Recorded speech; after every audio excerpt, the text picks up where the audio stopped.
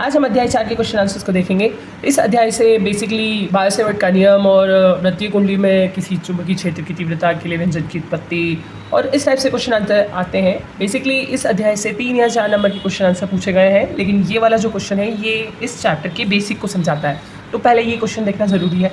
तो हमारा क्वेश्चन है, चुंबकीय क्षेत्र में किसी धारावाही चालक पर लगने वाले बल की सूत्र की उत्पत्ति कीजिए।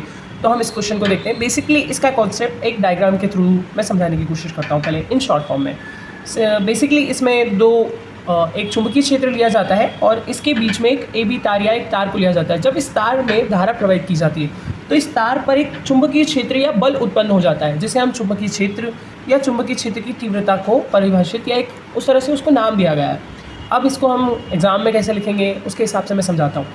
तो जब किसी चुंबकीय क्षेत्र में किसी चालक तार पर अगर धारा प्रवाहित की जाती है तो उस पर एक या उस चालक तार पर एक बल की उत्पत्ति होती है। ठीक है, अब हम उस चालक तार को एक नाम देते हैं। माना कि एक चुंबकीय क्षेत्र में एक चालक तार AB रखा गया है तथा उस चुंबकीय क्षेत्र का नाम NS है।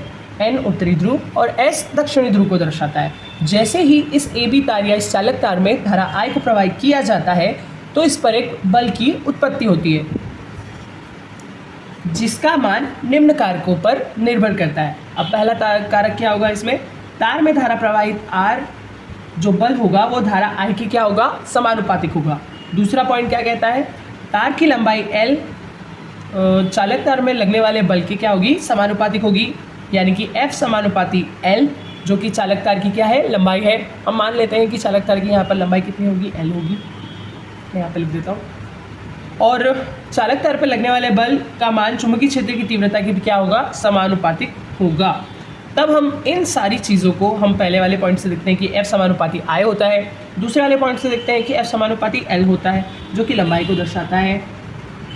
और तीसरा पॉइंट चुंबकीय क्षेत्र की तीव्रता को दर्शाता है।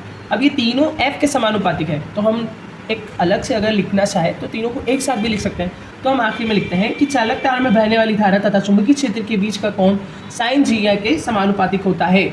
इनके बीच जो कोण बनता है वो एक ज्या होता है जो कि I sin के समानुपातिक होता है। अब सभी को एक साथ लिखें तो ये ऐसा होता है, सभी को मिलाकर लिखने पर F समानुपातिक IBL, F is equal to I पहले लिखा, तार की लंबाई कितनी है L, तो L, और B इज इक्वल टू ये चुंबकीय क्षेत्र की तीव्रता, B समानुपातिक कितना है F, तो ये वैसा का वैसा लिख दिया, और साइन थीटा, तो IBL से साइन थीटा F समानुपाती।